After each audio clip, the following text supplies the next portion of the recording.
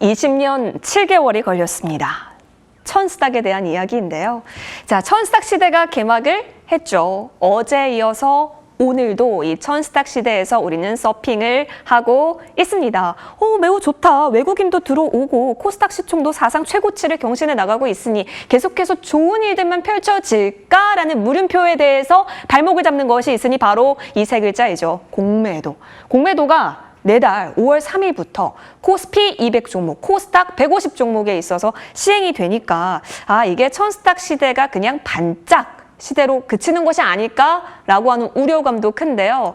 자, 이 코스닥에서 주름 잡는 섹터가 또 제약바이오이기 때문에 제약바이오에 대한 향방과 이 공매도와 코스닥의 관계 오늘 심도 있게 이야기 나눠보겠습니다. 자, 임강빈 위원과 먼저 이야기 나눠볼게요.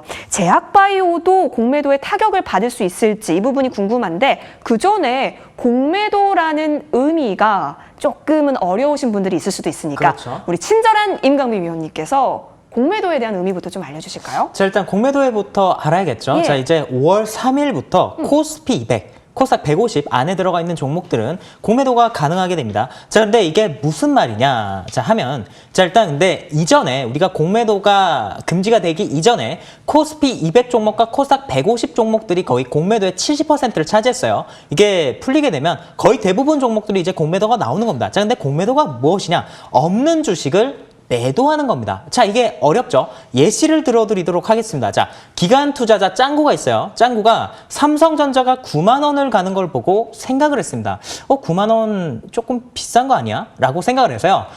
자기가 알고 있는 기관 투자자 철이한테 전화를 합니다. 야, 철이야, 너 삼성전자 100만 주 정도 들고 있지 않냐? 근데 너 그 장투하니까 나 잠시 좀 빌려줘라. 이렇게 얘기를 하죠. 자, 이렇게 주식을 빌리는 행위. 짱구가 철이에게 주식을 빌리는 행위를 대차라고 합니다. 자, 이렇게 대차가 형성이 되게 됐었을 때 짱구는 대차, 삼성전자 100만 주를요 9만 원에 매도를 합니다. 없는 주식을 빌려와서 매도를 했죠. 자, 근데 삼성전자 이 100만 주를 짱구는 철이에게 100만 주를 그대로 돌려주면 되게 됩니다. 자, 근데 어떻게 하면 여기서 짱구가 이득이 나게 되는 것인가? 자, 9만 원이었던 삼성전자가 만약 8만 원까지 떨어지게 됩니다. 자, 이때 짱구가 100만 주를 8만 원에 매수를 하게 되면 100만 주가 다시 잔고에 들어오지 않습니까? 이게 바로 대차 숏 커버링이라고 하는 겁니다. 대차를 하고 나서 다시 되갚는 행동을 대차 숏 커버링이라고 하는데, 자, 이렇게 해서 8만 원에 주식 100만 주를 다시 사게 돼서 이 100만 주를 그대로 철이한테 넘겨주기만 하면 되는 것이죠. 자, 그러면 9만 원에 팔아서 8만 원에 다시 샀으니까 만 원의 차익이 남았고 100만 주를 짱구는 이 매도를 했기 때문에 그대로 갚았기 때문에 100억 정도의 차익이 나는 겁니다. 자, 말 그대로 공매도는요. 주가가 떨어질 것을 예상을 하고 외국인과 기관들이 하는 행동이다라고 보시면 되겠습니다. 자, 근데 왜 공매도가 됐었을 때 주가가 하락할 수 있느냐? 바로 공매도를 하게 되면 매도호가 최우선 호가에 외국인 기관들이 물량을 100만 주, 200만 주씩 쌓아놓고 주식 가격을 막습니다.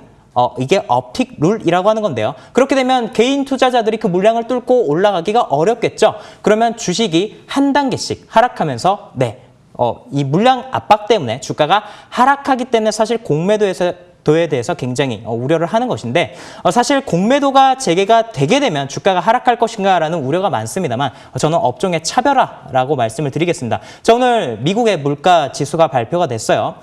2월달 물가지수가 1.7%였습니다. 지금 근데 2.3%가 나왔습니다. 연준에서 목표했던 인플레이션 비율 2%를 초과했죠. 보통 연준에서는 2% 정도의 물가 비율을 가기 위해서 노력을 많이 했는데 이 인플레이션 2% 비율을 넘겼을 때마다 미국에서 했었던 통화 정책이 있습니다. 물가를 잡기 위해서 미국에서는 의도적으로 강달러를 만들거나 아니면 환율을 조금씩 바꿔갔었는데 지금 이제 그렇게 하기가 굉장히 어려워졌다는 거죠. 그렇기 때문에 이렇게 많은 통화량이 시장에 풀린 이 구간대는 공매도가 진행이 되게 되면 업종의 차별화가 생기게 된다. 그러면 통화량이 시장에 풀렸을 때 수혜를 받을 수 있는 기업인 제가 말씀드렸던 고물가 관련주, 전기전자, 바이오 이런 기업들은 이미 성장성을 선반영받았기 때문에 저물가 관련주다라고 표현을 하는 것이고요. 공매도가 재개가 되게 되면 이런 시장의 통화량이 많이 풀렸었을 때는 운수 장비 업종, 정유 화학 업종, 그리고 원자재 관련 기업들이 이제 수혜를 받을 수 있다. 그래서 우리가 공매도가 있다고 해서 여러분들이 두려워하실 필요가 없고 여기서 업종의 차별화가 일어날 것이고 특히나 코로나로 본 사업이 코로나 사업이 아닌데 코로나로 거품으로 올라온 기업들 위주로 우리가 공매도가 좀 진행이 될 수 있다는 것들 여러분들이 염두해 주시면 좋을 것 같습니다. 네. 자, 지금 철수랑 짱구의 비유를 들어서 공매도에 대한 이야기 해주셨는데요. 지금 실시간 채팅장에도 짱구가 참 부럽다라고 하시는 분들도 많습니다. 공매도를 이용해서 어쨌든 차익을 시세 차익을 좀 노리는 그런 부분들인데 계속해서 좀 지켜보자. 업종별 차별화를 우리가 좀 눈여겨봐야 한다라는 부분인 것 같아요. 그러면 최명성 위원님은 이 제약바이오 섹터에 있어서의 앞으로의 대응책 어떻게 보시는지도 궁금하네요. 네. 이제 곧 공매도가 들어오는데 이제 제약 바이오에 대해서 어떻게 생각하느냐 질문을 하셨는데요. 좋은 질문이라고 생각합니다. 그러니까 공매도가 이제 다음 달 5월 3일부터 시작되는데요. 그 기간까지는 3주가 남았습니다. 그래서 3주라면은 현재 이번 주부터 지금 제약 바이오가 모두 상승하고 있거든요. 특히 이제 제약 바이오는 뭐 상한가 나온 종목도 많고 제가 이제 전 종목을 매일 한 3번 정도 체크하는데 오늘은 전 제약주가 모두 상승을 했습니다. 그래서 이번 주까지 그러니까 내일 수요일 이번 주까지는 좀 급등이 나올 것 같고요. 아직도 3주가 남았는데 제 이제 경험상 3주면은 최소한 주식이 100%에서 300%까지 상승할 수 있는 기간입니다. 그래서 5월 3일이라면 아주 3주가 남았기 때문에 제약 바이오의 그 상승률과 비해서 공매도는 걱정 안 하셔도 될 것 같습니다. 또 공매도가 시작하기 전에 또 외국인 매수가 계속 들어오고 있거든요. 그래서 제가 볼 때는 제 전략상 외국인이 공매도를 그러니까 5월 초부터 시작이 되는데 그때까지는 5월 초라든가 5월 중순까지는 많이 좀 매수를 하면서 종목들을 올려놓을 것 같아요. 특히 이제 제약 바이오 그동안 오르지 못했던 제약 바이오를 많이 올리면 당연히 이제 개인들이 많이 쫓아들겠죠. 그러면은 5월 초라든가 중순 때 그때 공매도를 나올 수 있으니까 우리는 전략상 그때쯤이면 모든 제약 바이오가 100%에서 300%까지 상승할 수 있으니까 공매도가 나올 수 있는 5월 3일 초부터나 중순부터는 미리미리 어느 정도 수익 난 걸 좀 잘 챙겨서 전략과 전술을 잘 구비해서 우리 시청자님들이라든가 한국에서 주식하시는 분들은 잘 대응하시면 의외로 많은 수익률이 나올 수 있다. 이런 말씀 드리겠습니다. 5월 전까지 3주 남았는데요. 이 3주를 잘 활용해보자라는 의견이신 것 같습니다. 알겠습니다. 그렇다면 좋은정보위원께도 한번 여쭤볼게요. 이 30년 동안 제약바이오의 흐름을 쭉 지켜보신 그 관록이 있으시잖아요. 이제 공매도가 재개되면 제약바이오는 어떻게 우리가 좀 대응을 해야 되는지 궁금하네요. 뭐 30년 동안 제약바이오만 한 게 아니고요. 다 하셨지만. 네. 예. 특히 좀 제약바이오에 대해서는 좀 연구를 많이 했죠. 그렇죠. 네, 감사합니다. 자, 일단 우리가 지금 첫 번째 주제가 과연 이제 천사학 시대가 계속 될 것이냐 안 될 네. 것이냐. 두 번째 공매도의 영향을 어떻게 지금 받을 것이냐. 그다음에 또 세 번째는 그동안 고생했던 제약바이오 업종이 과연 앞으로 어떤 흐름을 이어갈 것이냐 이렇게 이제 세 꼭지로 나눠서 볼 수가 있는데요. 저는 결론부터 말씀드리면 코스닥 1000포인트 시대는 앞으로 지속될 가능성이 있다. 물론 뭐 이렇게 순간순간 약간 회수라는 그런 흐름이 나올 수가 있겠지만 지속된다고 보고 또 두 번째는 공매도 영향은 제한적일 것이다 라고 보고 있습니다. 그다음에 또 세 번째는 제약바이오 업종은 코스닥 1000포인트 시대를 가기 위한 가장 큰 섹터이다 주도 섹터가 될 겁니다. 그래서 여전히 긍정적으로 봐야 되겠다. 예, 이렇게 말씀을 드립니다. 자, 일단 코스닥 1000포인트 시대는요. 여러분들 우리가 이제 금융시장이라든가 어떤 경기 사이클을 보면은 10년 단위로 움직이는 주글라 파동이라는 게 있습니다. 거기에서 미루어서 보게 되면 코스닥은 10년뿐만 아니고 지금 20년 만에 오는 그 빅사이클이다라고 볼 수 있는데 이해를 돕기 위해서 제가 차트를 보면서 설명을 드리도록 하겠습니다. 자, 일단 코스닥 이게 일간 차트입니다. 자, 여러분 보세요. 이 방송을 보시면 분명히 아실 겁니다. 제가 물론 다른 프로도 출연하지만 3월 11일 날 그때가 이제 쿼드래플 유출되어 있어요. 그 만기를 기점으로 해서 대병국이 일어날 것이다. 특히 코스닥 기회라고 분명히 강조드렸습니다. 이때부터 벌써 지수는 신압으로 15%나 급등 나왔습니다. 그러면서 1월 달에 잠깐 맛보았던 1000포인트 여기서 조금 예의를 갖췄죠. 그러면서 이제 눌렀다가 다시 120에 터닝하면서 1010포인트를 종가 기준으로 돌파를 했습니다. 이게 새로운 상승 채널로 갑니다. 그래서 외국인이 주포가 됐죠. 그러면은 이렇게 그동안 이 갇혀있던 매물대를 돌파했다는 데 의의가 있고 조금 더 매크로하게 볼까요? 월봉입니다. 결국은 대세장에서 우리가 어디에 갇혀있을 때 이제 가치주다, 경기 민감주다 이렇게 갇혀있을 때 어떻습니까? 이 지금 코스닥 성장주 섹터가 날아가 버리잖아요. 그래서 항상 대중과 좀 반대편을 쓰는 그런 스탠스가 필요하다는 걸 또 한번 강조드립니다. 이 월봉인데요. 10월 이평선을 짚고 계속 우상향을 취하고 있습니다.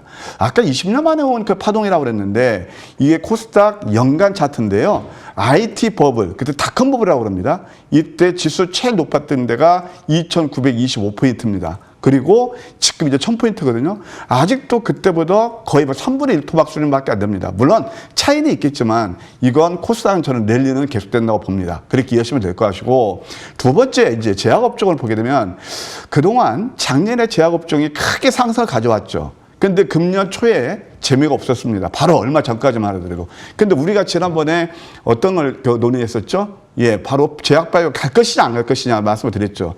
그런데 결국 이것도 보게 되면 5년 이평선을 거의 이격 조정에 불과했다라고 볼 수가 있겠습니다. 그래서 제약업종도 역시 긍정적인 그 흐름으로 보여야 되고 이게 월봉인데요. 월봉에서 강세 튼 다음에 5월하고 10월하고 지금 병골 이루고 있다. 그래서 코스닥이 1000포인트를 가기 위해서는 제약바이오 섹터가 리딩 히트 역할을 할 것이다 라는 말씀을 드릴 수 있겠고 그 다음에 코스피 같은 경우는 이제 1분기에 다 이제 어닝 시즌이 끝났어요. 삼성전자, LG 실적이 좋게 나왔죠. 그러면 2분기부터는 이제 어떻게 되냐면은 워낙 실적이 좋았기 때문에 실적 증가율은 둔화가 될 겁니다. 그러면 코스피 나쁘다는 게 아니고 그 대형주들은 아까 공매도 영향도 있고 좀 제한적일 것이죠. 그 다음에 좀 최근에 보게 되면 코스닥은요 오히려 코스피 못지않게 굉장히 거래량이 활발합니다. 액티비티 하기 때문에 역시 그게 시세 중심이 있다고 볼 수 있고 그 배경은 외국인이 3월 11일 아까 그 만기일 그 이후부터 4월 12일까지 2,054억을 순매수했다. 주포가 매수한다는 걸 의미 있게 봐야 됩니다. 그 다음에 또 무엇보다도 그동안 잠깐 코스닥이 흔들렸을 때 어떤 이슈가 있었죠? 예, 바로 그겁니다. 미국의 10년 만기 국채 수익률이 1.70% 가서 큰일 났다 그랬죠. 그런데 금리는요.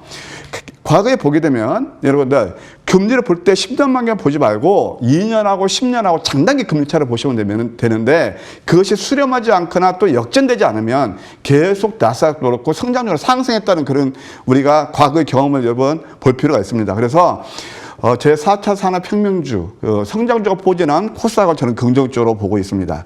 이제 마지막으로 공매도 영향이 제한적인 게 뭐냐면 주가는 전국적으로 펀더멘털에 수렴합니다. 근데 실적이 굉장히 좋아지고 그런 회사들을 이 뭐 메이저들이 이렇게 공매도 하겠습니까? 자기들이 다칠 것 같은데. 그래서 공매도 영향은 제한적일 것이고 그 다음에 아까 앵커님 말씀하신 대로 코스피 150하고 코스닥 200 종목에 한정되어 있다는 걸 다시 한번 보여야 될 것이다. 코스닥 중소형주는 예, 그런 영향에서 벗어나고 있다. 예, 이렇게 우리가 볼 필요가 있다 말씀드리고 싶습니다. 네, 공매도는 그렇게 큰 걱정을 하지 않아도 된다라는 의견이신데 그만큼 5월 3일 이후에는 대응 전략 이런 부분을 좀 잘 집중해 봐야 됐고 그때도 저희와 함께 전략들 모색해 가시면 좋겠습니다. 또 코스닥 시장에서 빼놓을 수 없는 게 사실 또 전환사채거든요. CB라고도 하는데 코스닥 시장에서는 전환사채를 많이 발행하고 있는 것 같습니다.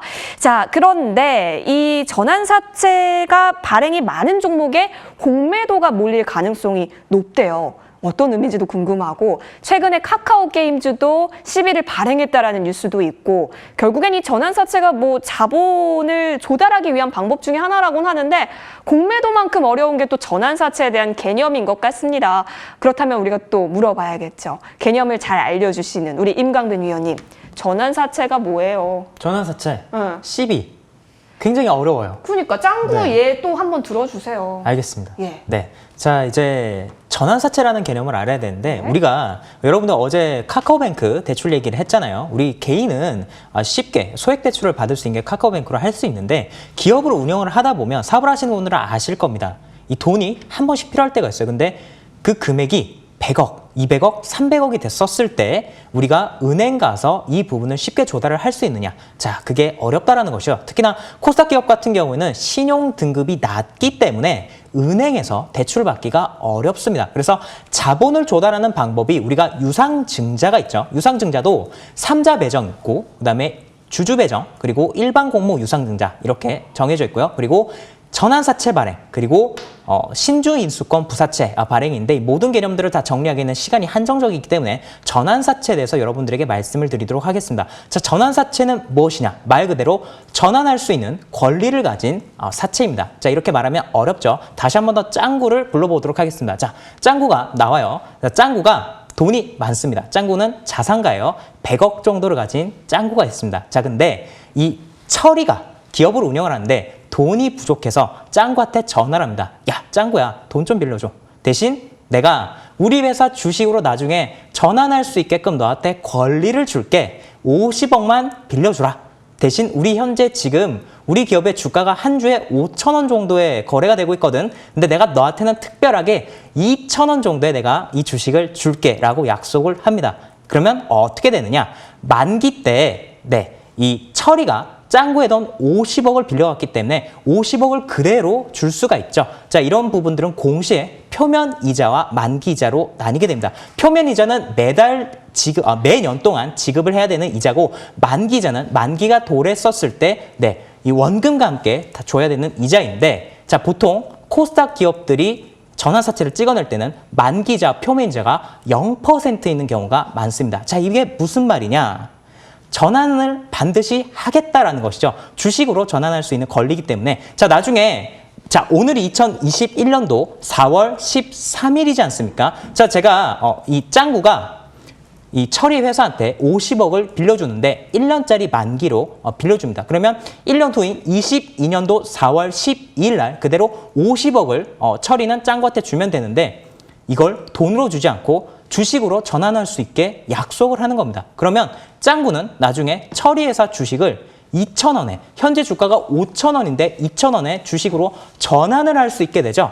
자, 이렇게 하게 되면 주가 차익만 벌써 120%, 150%가 나는 겁니다. 그게 바로 전환사채인데 자, 이걸 공매도랑 엮어서 한번 생각을 해볼게요. 제가 아까 공매도에 대해서 잠시 설명을 드렸잖아요. 공매도는 주가가 빠질 것을 예상을 하고 공매도를 한다라고 말씀드렸습니다. 자, 삼성전자를 다시 한번 예시로 들어드리겠습니다. 삼성전자가 9만 원인데 삼성전자 같은 경우에는 전환사채를 찍을 경우가 없지만 예시예요. 9만 원에 삼성전자라는 주식을 공매도로 빌려왔습니다. 100만 주를요. 자, 그런데 자, 이게 8만 원까지 주가가 떨어졌었을 때 짱구가 만약에 삼성전자 주식에 100만 주의 전환사채를 가지고 있으면 8만 원에 그대로 주식을 전환을 해서 철이한테 넘겨주기만 하면 주가 차익 플러스 전환사채 차익까지 배로 얻을 수가 있는 겁니다. 따라서 코스피 종목과 코스닥 150 종목에 혹시나 전환사채가 있는 기업들이 있다라고 한다면 거기다가 만기가 다가오는 기업이다라고 한다면 이 공매도가 풀렸었을 때 주식을 전환을 해서 대차 쇼커버링이 일어나게 된다면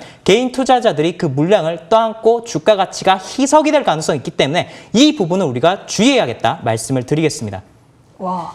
전환사채가 무엇인지 여러분 제대로 이해하셨죠? 짱구가 돈을 참 많이 만지는 재력가였네요. 계속해서 여러분 전환사채에 대한 이야기 가져가 보도록 하겠습니다. 자, 그럼 최명성 위원님, 이 12주의보가 떨어졌다라고 하는 건 어떻게 의미를 해석하면 될런지요? 네, 방금 이제 임감기 의원께서 이제 말씀 너무 잘해주셨는데 네. 공매도가 3주 남았잖아요. 네. 근데 거기 또 전환사채 CB 물량이 나오면은 조금 위태위태하겠죠. 그런 논리인데 이제 전환사채 주의보가 뜨고 있는데 공매도를 앞두고 CB 투자 주의보가 나오고 있습니다. 그래서 주가가 요동칠 수 있겠죠. 그러니까 주가가 올라간다기보다는 공매도도 나면서 그렇게 싼 값에 받은 전환사채가 물량이 나면 당연히 떨어질 수 있겠죠. 그래서 외부 투자 기관에 CB를 발행했을 물량이 매도 폭탄 떨어질 가능성이 상당히 크게 나오고 있습니다. 그래서 전환사채 CB를 외부 투자 기관에 발행한 기업은 공매도 유입 가능성이 크기 때문에 특히 이제 5월 3일부터 딱 3주 남았습니다. 이제 공매도가 시작되고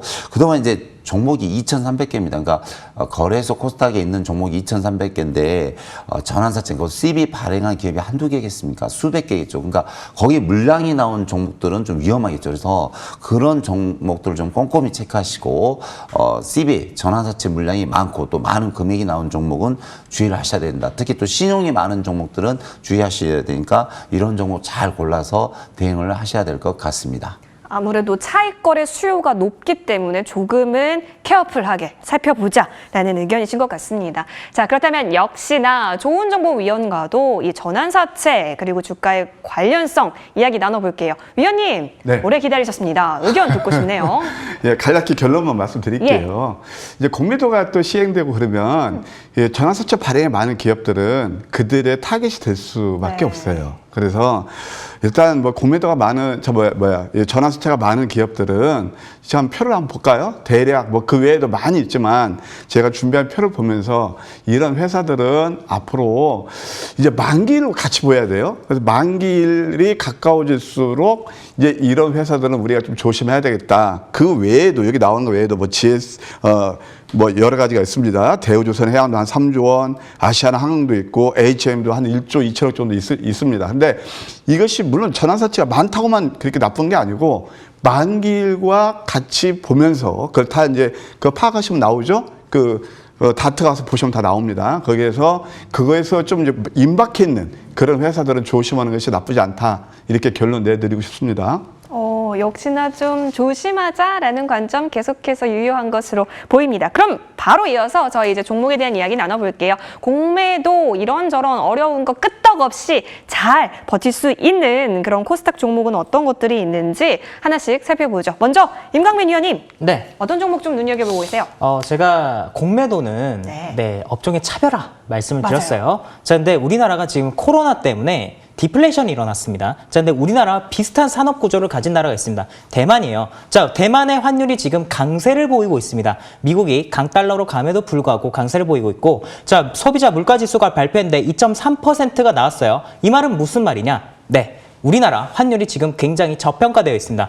지금 적정가치 환율은 1,030원 정도로 예상이 되기 때문에 이 환율 수준 그리고 약달러로 가게 되면 미국의 테슬라가 치솟을 것이다. 그러면 테슬라가 가게 되면은 2차 전지 관련주가 우리가 집중적으로 봐야 되고 또 제가 말씀드리고 싶은 건 신재생 에너지, 석유, 화석 자원으로부터 독립할 수 있는 기업들 제가 잠시 후에 이런 부분들 또 한번 말씀을 드리도록 하겠습니다. 네, 신재생에너지 관련주 이야기 나올까요? 계속해서 집중해 보시면서 좋은정보위원과도 이야기 나눠봅니다. 어떤 종목 좀 눈여겨보고 계시는 거예요? 예, 저는 콕 찍어서 두 종목 들고 나왔는데요. 콕 집어서? 예, 관심 있는 종목. 네. 이제 공매도잖아요. 네. 공매도가 자유로운 건 신규 상장도 자유로울 거예요. 그렇죠. 예, 그다음에 두 번째 또 바이오도 뭐 셀트리온 삼성제 외에는 바이오도 신규 상장 중심으로 해서 좀 자유로울 거예요. 그래서 일단 신규 상장에서 알체라를 들고 나왔는데요. 알차라를 보시게 되면은 이게 이제 아시도 메타버스 관련주고 예, 안면 인식에서 국내 탑픽입니다. 예, 결국 네이버의 손자사라고 보면 되겠고요. 기술적으로 한번 보실까요? 여기서 이거 위에를 보세요, 한번. 1, 2, 3. 3 웨이브를 주고 여기도 3 웨이브를 줬단 말이에요. 그 다음에 주가는 상승했죠. 지금 바로 그런 자리에 와 있네요. 그래서 알체라 관심에 둘 필요가 있고 또 두 번째는 LNC 바이오라는 이런 회사가 있는데요. 이것도 이제 인공 피부 이식에서는 국내 탑픽입니다. 이것도 지금 삼각 수렴 패턴에서 사실 윗방을 틀고 있다. 오늘 보니까 외국인 기관들이 좀 매수가 다시 한번 집중되는 그런 모습을 보이고 있다. 관심이 필요하지 않나 이런 생각이 듭니다. 네, 종목들까지 체크해봤습니다. 이제는 내일장은 우리가 어떤 이슈 봐야 하는지 여러분 함께 살펴보실 시간인데요. 자, 현재 시간 내일이면 14일입니다. 자, 우리에게 두근두근 떨림을 줬던 코인베이스 상장, 나스닥 시장에 상장이 될 예정이죠. 그동안 장외 시장에서 900억 달러가 넘었는데 이제 상장을 하게 되면 1,000억 달러 이상의 시총을 또 기록할 것으로 보이고 있습니다. 이 경우 약 110조 원이라는 점 함께 살펴보시죠. 오늘 비트코인 시장도 굉장히 강했더라고요. 자, 이어서 다음 이슈 봅니다. SK 지배구조 개편을 강행한다라고 밝혔던 만큼 내일 대외적으로 공식화할 것으로 보입니다. 핵심 골자는 SK 하이닉스 자회사 만들기다라고 보실 수가 있겠는데요. 이 과정에서 SK텔레콤이 인적 분할을 통해서 중간 지주 회사로 좀 될 것으로 예상이 되고 있습니다. 내일 어떤 흐름이 나오는지도 살펴보시죠. 이어서 다음 이슈입니다. 빅히트라는 이름 이제 주식시장에서 안녕입니다. 하이브라는 이름으로 바뀌는데요. 이슈는 이뿐만이 아닙니다. 다음 달 이제 14일에는 물적 분할을 위한 주총도 열릴 텐데 음반 사업 부문을 떼내서 그것의 이름을 빅히트 뮤직, 일단은 가칭인데 이렇게 또 만들겠다라는 게 하이브 측의 또 주장이기 때문에 이 부분도 한번 지켜보시죠. 이어서 마지막 이슈입니다. 내일 꽃샘추위가 몰려온다라고 해요. 기온이 크게 떨어지고 바람이 불어 추우니까요. 내일 옷 단단하게 입으시고요. 내일 개장도 튼튼하게 장 대응해 보시길 바라겠습니다. 저희 종목 들고 옵니다.